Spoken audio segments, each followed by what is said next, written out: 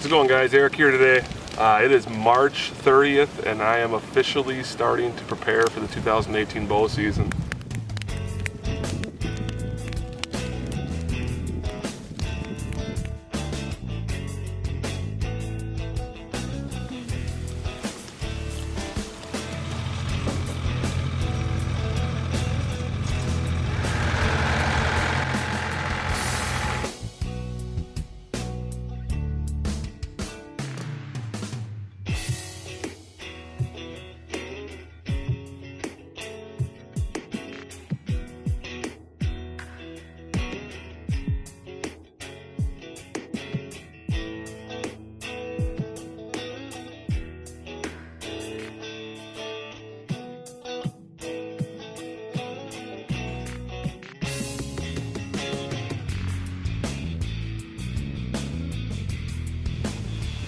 So here we are, it's September 28th here in south central Wisconsin. Coming out tonight. It is Friday afternoon. We're on the front side of a huge cold front that's pushing through.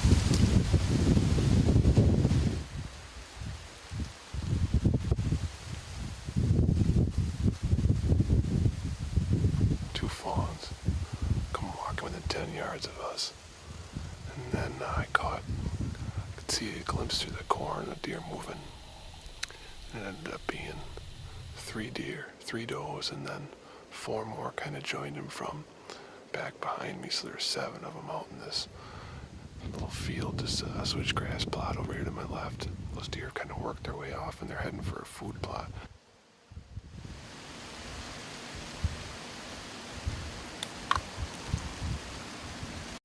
Tonight the conditions are warm, it's about 60 degrees, but it is dead calm. We've had rain the last couple days, and it rained a lot of this morning, and now we got about a 6-hour break from about 2 o'clock until about 8 o'clock tonight. It's supposed to start back up. Got in the stand, there's about 2 hours left, all set up. Sitting on the edge of a marsh. This marsh usually holds deer, but these deer I think have shifted up into the corn and they're bedding on a little higher ground. I was up here last weekend and I had a pretty good hunt, saw a lot of does up here, so checking around the property a little bit. And last weekend I noticed a couple scrapes already on the back side of our woods, and I had some video footage of some horizontal rubs that I put out, and one on my food plot. There was a buck there last week and they're getting pretty curious already, so it's just getting to be that time of the year now.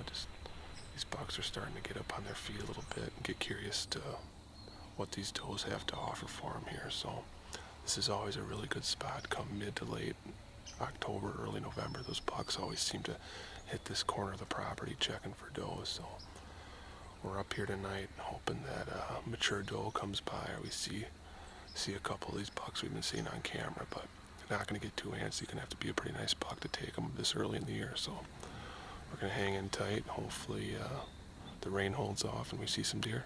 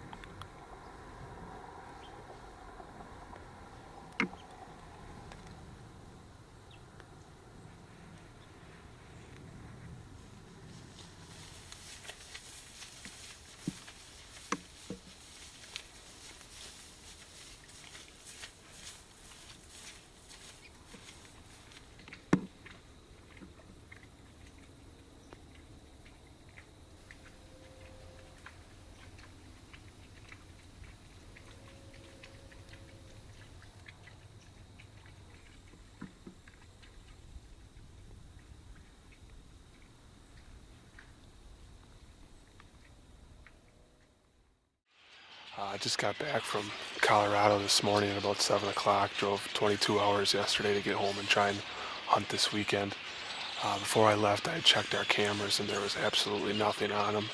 This morning when I got back, I cruised around the four-wheeler at about 10 o'clock and counted 14 different scrapes that had just been opened up within the last week. So these deer are definitely up moving around. Got a lot of new bucks on the camera, a lot of smaller ones, but we're excited. This is what we live for as bow hunters. End of October here.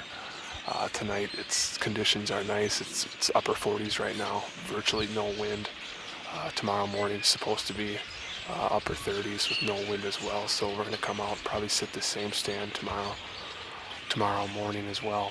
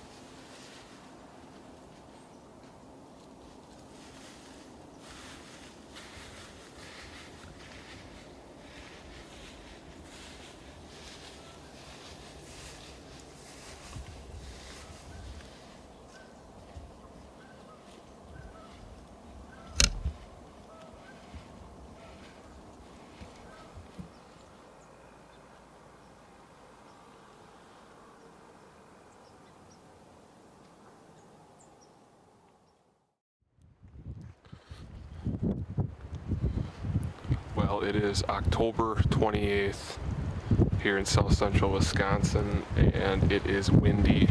Checked the weather on my way out, and it's supposed to be 6-mile-per-hour winds. Well, we just had a bunch of rain go through this afternoon, so the rain stopped about a half hour ago. It's 3 o'clock now.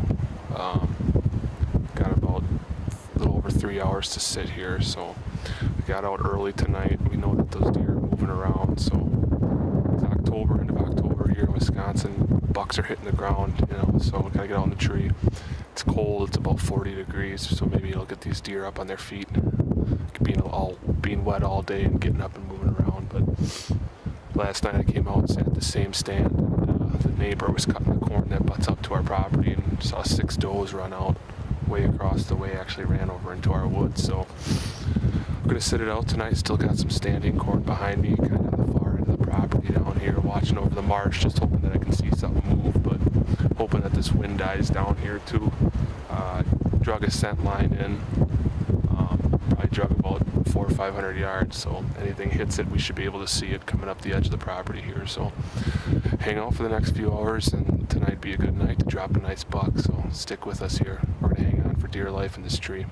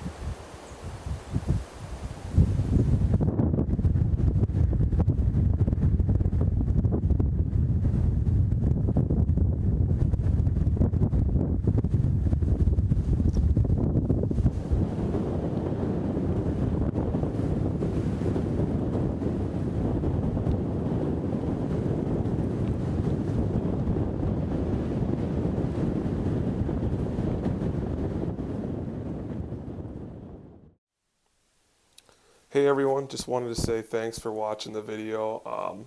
You know, kind of reflecting back on the 2018 season, it's kind of one of those tough seasons, but it was one of those seasons I think you have to be able to learn a lot about deer hunting in general. For me, filming hunts and just overall deer movement in a year where conditions aren't what you would hope they would be.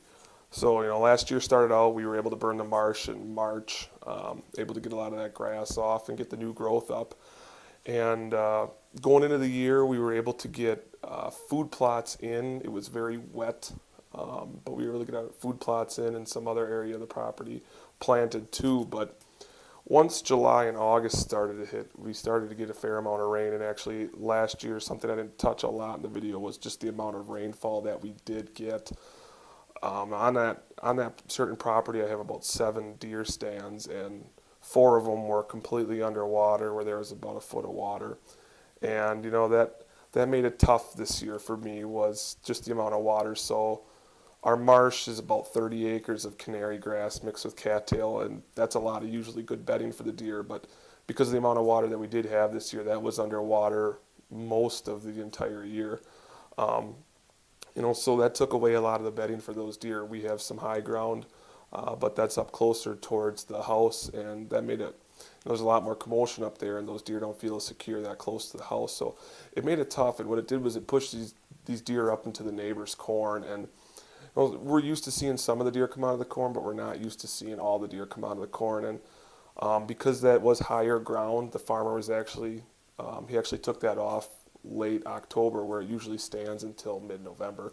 So that also took away the bedding for those deer, so a lot of those deer shifted out of the area, and they moved to neighboring properties. And once that corn completely came down, the deer movement and the deer numbers just really diminished by us. And it was a tough year. And after the year, it's end of December now, but about a month ago I was pretty disgusted. But when you look back at the footage, there was a lot of times it could have taken does, and there was that same buck that I had 2 different opportunities to shoot at, and a smaller spike or a fork that I had at 10 yards too. And I guess as bow hunters, that's all you can ask for, is having those opportunities, and that's what I got. Although I didn't see the big number of deer that I was hoping for, or the big mature bucks that I had seen on camera years prior, I was still, in my book, a successful season. And it's something that I learned a lot of was dealing with the weather, where these deer move when it is raining, or where these deer do move when the marsh has more water in it than it normally does. This year also was my first year where I really took the camera out and I filmed about 90% of my hunts. And I didn't show all the hunts that I had on camera, because some of them I didn't even see a deer. But it's cool to get out, and I give a lot of props to the guys that go out and hunt with these cameras every day. It's extremely difficult, the amount of time that it takes to not even carry this stuff to the stand, but to set up in your stand between your harness, your tree arms, your camera. There's a lot that goes into it. And you get there early and you stay late trying to get this camera gear up and out. And but after doing it for a full year, it's something that I really enjoy, and something I'm going to keep doing.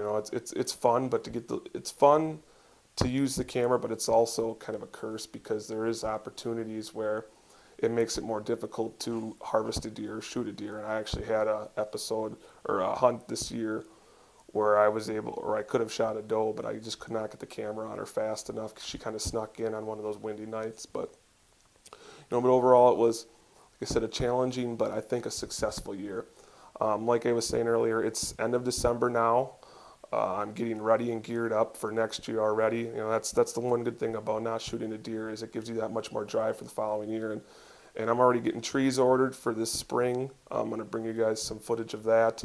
We got some new equipment out at the farm, a disc, a tractor, and a skid loader, so I'm able to do some different work with that stuff now that the ground's frozen. But I am excited for next year. I appreciate you guys following throughout the year, and I am excited about the 2019 season. So stick around, and hopefully I can bring you guys some more footage here shortly.